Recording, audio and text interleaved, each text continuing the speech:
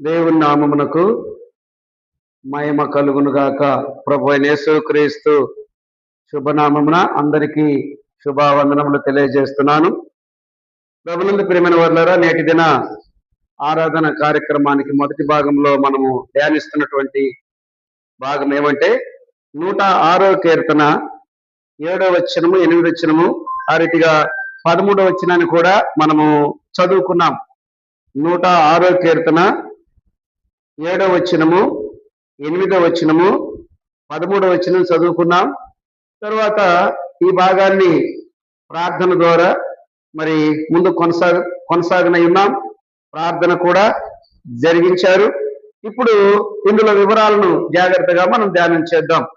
పరిశుద్ధ గ్రంథమైన బైబిల్ మరి ఈ భాగము ఎప్పుడు జరిగింది అంటే, మన పితరులందరూ అనగా ఇశ్రాయేల్ ప్రజలందరూ ఐగుప్తులో దాసులుగా ఉన్నప్పుడు, ఐగుప్తు దాస్యం కలిగి ఉన్నప్పుడు వారి యొక్క శ్రమ, బాధ, వేదన, దుఃఖాన్ని దేవుడు చూసి అక్కడ తన ఇష్టమైనటువంటి సేవకుడు మోషేను అక్కడికి పంపించి వారిని ఐగుప్తు దేశంలో దేవుడు గొప్ప గొప్ప కార్యాలు చేసి వారిని అక్కడి నుంచి విడిపించినటువంటి సందర్భం ఇది.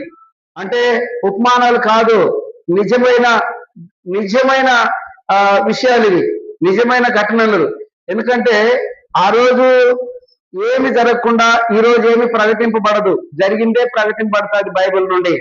కనుక ఈ రోజు ఆ దినాల యొక్క సందర్భాన్ని కీర్తనకారుడు 106వ కీర్తన 7, 8, 13 వచనాల్లో మనం చూసినట్లయితే జాగ్రత్తగా చాలా విషయాలు మనకు అర్థమవుతాయి.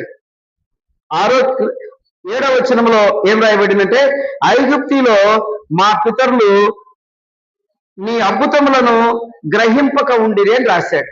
ఐగుప్తు దేశంలో మా పితరులు నీ అద్భుతములను గ్రహింపక ఉండిరి అని రాశాడు. ఎవరు? కీర్తనకారుడు రాశాడు. ఐగుప్తు దేశ విషయాలలో ఇశ్రాయేల్ యొక్క ప్రజల స్థితిగతులను ఇక్కడ స్పష్టంగా తెలియపరుస్తున్నాడు. మా పితరులు గ్రహింపక ఉండిరి. అయినా 8లో ఏం రాయబడింది? అయినను గ్రహింపక ఉండినా కూడా, తెలుసుకోలేక ఉండినా కూడా, దేవుని ఆలోచన కొరకు కనిపెట్టుకొనకపోయినా కూడా దేవుడు వారి పట్ల అంటే మన పితరుల పట్ల ఎంత ప్రేమను, ఎంత దయను, ఎంత కనికరమును, ఎంత కరుణ కటాక్షములను చూపినాడో ఇక్కడ మనకు అర్థమవుతుంది. గ్రహింపక ఉండిరి అని ఇక్కడ మనం చూస్తున్నాం. గ్రహింపక ఉన్నా కూడా ఆయన ఏం చేసినాడంట? 8వ వచనంలో తన మహాపరాక్రమమును ప్రసిద్ధి చేయటకై ఆయన తన నామమును బట్టి వారిని రక్షించాడు. వినేవారికి మళ్ళా మాట చెప్తే అనుకూలంగా ఉంటది, కానీ వినని వారికి మళ్ళా మాట చెప్తా ఉంటే చాలా భారంగా ఉంటది కదా. అట్లనే వారు మన పితరులు గ్రహించడం లేదు. మా పరిస్థితి ఏంది, మేమిక్కడ ఎలా ఈ విధమైనటువంటి ఈ దాస్యంలో మగ్గిపోతున్నామే, మా పరిస్థితి ఏంది, మాకు విడుదల ఏంది, మాకు విమోచన ఏంది, మాకు నిజమైన ఏర్పాటు ఎక్కడని వారికి ఆలోచన రావటం లేదు. వారు ఏం కలిగి ఉన్నారో అదే సమస్తం అనుకుంటున్నారు. నేను ఒకసారి మీకు చెప్పాను చూడండి.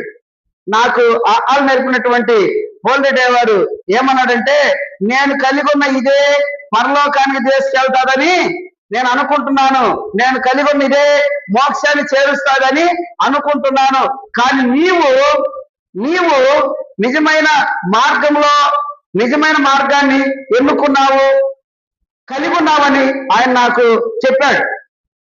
అలానే వీరు ఎలాంటి క్రొత్త ఆలోచన, నిజమైన జీవితం కొరకు వీరిలో ఏమాత్రము ఆలోచనలు లేవు.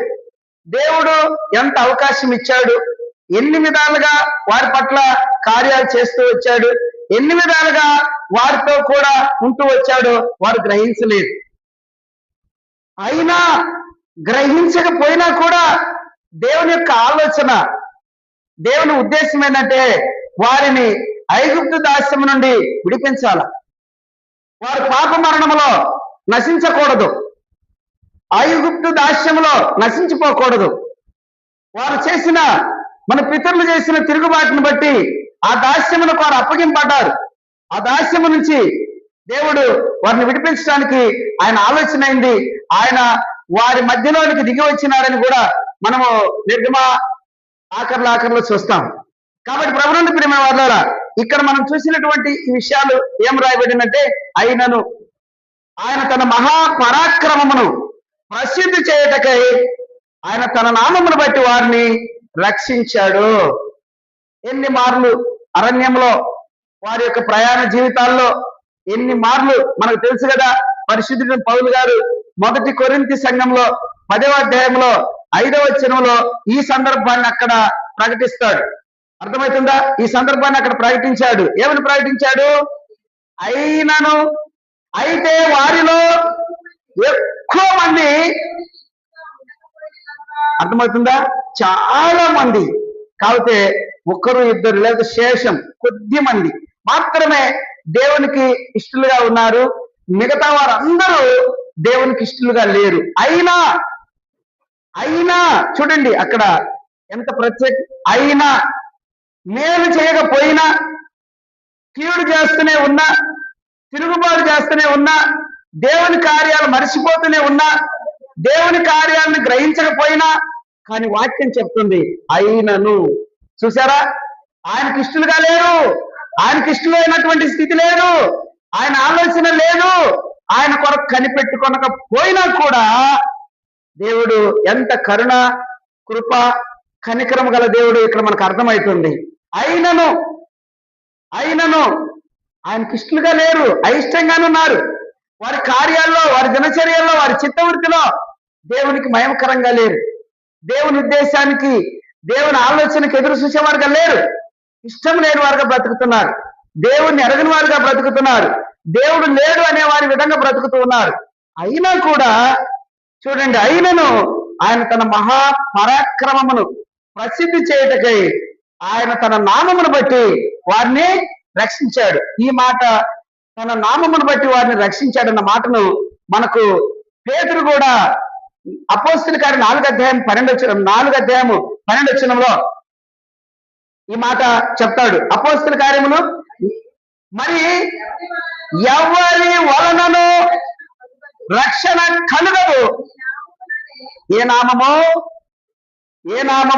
యేసు అను ఈ నామమునే మన పితరులను రక్షించిన దేవుడు. ఈనాడు నీ కొరకు, నా కొరకు కూడా ఆ యేసు అనే నామములోనే రక్షణ ద్వారం తెరవబడి ఉంది. యేసు అనే నామమే మానవాళికి రక్షణ అంటున్నాడు ఆయన. ఈ నామమున తప్ప ఆకాశము కింద భూమి మధ్య ఇవ్వబడిన ఏ నామమున రక్షణ మనము పొందలేము. యేసు అను నామముననే మనము రక్షణ పొందగలమని పేతురు గారు కూడా అపోస్తలుల కార్యం 4:12 ప్రస్తావించాడు. ఇదే సందర్భం, ఆయన తన నామమును బట్టి వారిని రక్షిస్తూ వచ్చాడు. కాబట్టి ప్రభువును ప్రియమైన వారులారా, ఈ రోజు మనమేదో చేసినామని కాదు, మన గొప్ప కార్యాలని కావు, మన నీతిని బట్టి కాదు ఆయన మనల్ని ఈ రోజు రక్షించింది. ఎఫెసీ 2లో ఉంటుంది 6వ వచనంలో, కేవలం ఆయన కృప చేతనే మీరు రక్షణ పొంది ఉన్నారు. కాబట్టి ఈనాడు నీవు నేను కూడా ఆయన కృప చేతనే రక్షింపడ్డాం గనుక మనమేదో నీతిమంతులమని, భక్తిపరులమని, మనం గొప్పవారమని మనం రక్షణ పొందలేదు. కేవలము ఆయన కృప మాత్రమే. ఆనాడు మన పితరులను రక్షించింది ఆయన కృపయే. ఈనాడు నీవు నేను రక్షణ పొందినామంటే ఆయన కృపయే.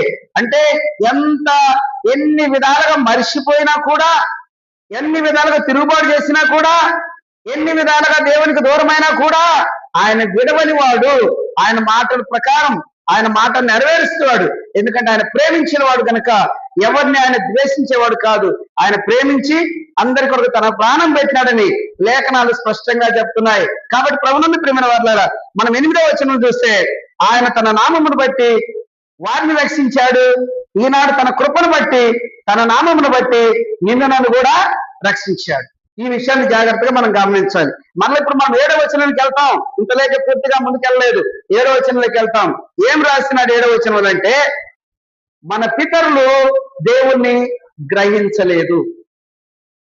మన పితరులందరూ దేవుని యొక్క ఆ మహాకృపను, దేవుని యొక్క ఏర్పాటును, దేవుడిచ్చిన రక్షణను, దేవుడిచ్చిన విమోచనను, ఆయన కలిగిస్తున్న చూసే క్రియలను, ఆయన కలిగించిన మహత్కార్యములను, అద్భుతములను వారు గ్రహించలేదు. గ్రహించలేదు. ఈ విషయాన్ని మన పితరుడు ప్రవక్త యెషయా గారి ద్వారా కూడా 9వ అధ్యాయం 6వ అధ్యాయం 9వ వచనంలో ఈ విషయాన్ని ప్రస్తావించాడు. చూడండి, యెషయా 6వ అధ్యాయం 9వ వచనంలో ఈ విషయాన్ని ప్రస్తావించాడు. ఆయన, నీవు పోయి ఈ జనులతో ఇట్లనము, వీరు వింటున్నారా? ఇక్కడ కూర్చున్న సంగతి కూడా అదే, ఈనాడు మన సంగతి కూడా అదే. నిత్యము వింటుంటాం కానీ ఇది మనలో వచ్చిందే కాదు. మన పితరుల నాటి నుంచి మొలకై కొమ్మై చెట్టై కొమ్మలు పారి మన దాకా వచ్చినాయి. ఏంది మన దాకా వచ్చింది? మన పితరులు ఏమున్నది? గ్రహింపు లేదు. అది చిన్నది పెద్దదై మన దగ్గరికి వచ్చింది. మనం కూడా గ్రహించకపోదుముగా కానీ, మనము కూడా గ్రహించకుందుముగా కానీ, మనము కూడా గ్రహించకుండా ఉంటే, అర్థమవుతుందా? మనము గ్రహించకుండా ఉంటే అపవాదికి గొప్ప బలం. అపవాది చేయ క్రియలన్నీ ఇష్టానుసారంగా ముందుకెళ్తాయి. అపవాది యొక్క ఉరిలో నిన్ను ఉంచడానికి పెద్ద కష్టమేం కాదు.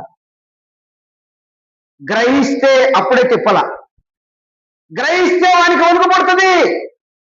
గ్రహిస్తే వాడు దూరం అవుతాడు నీకు. నువ్వు గ్రహించనంత కాలం వాడు నీ దగ్గరలో ఉంటాడు. ఎవరు? అపవాది. నిన్ను పాడు చేయవాడు, నిన్ను త్రోవ తప్పించేవాడు, నిన్ను పూర్తిగా వెనక్కి లాగేవాడు నీ దగ్గర ఉంటాడు నువ్వు గ్రహించేంత వరకు.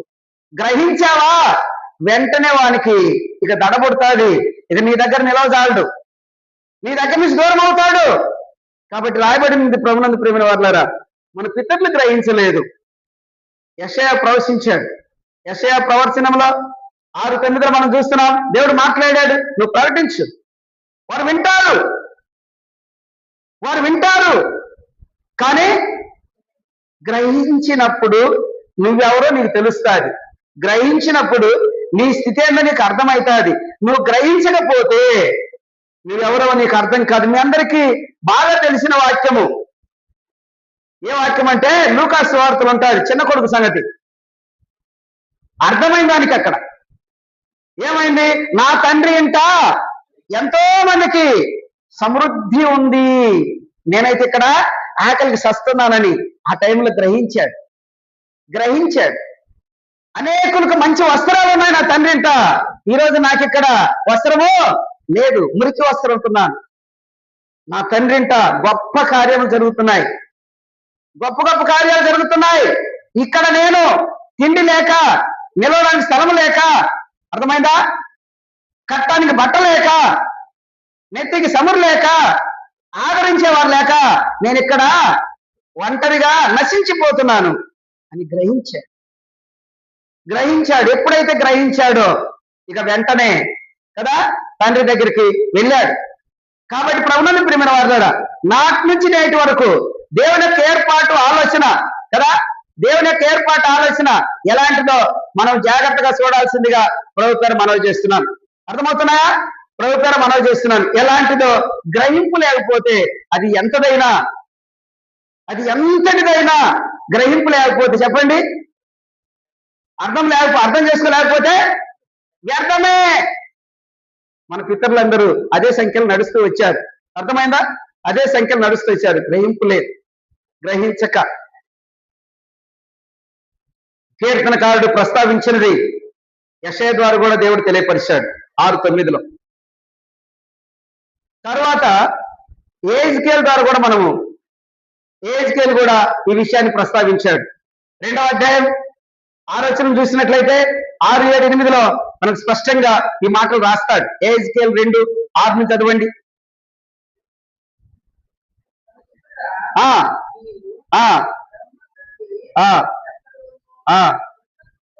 ముళ్ళ తుప్పల్లోనూ తిరుగుతున్నావు, అయినను ఆ జనులకు భయపడకుమో.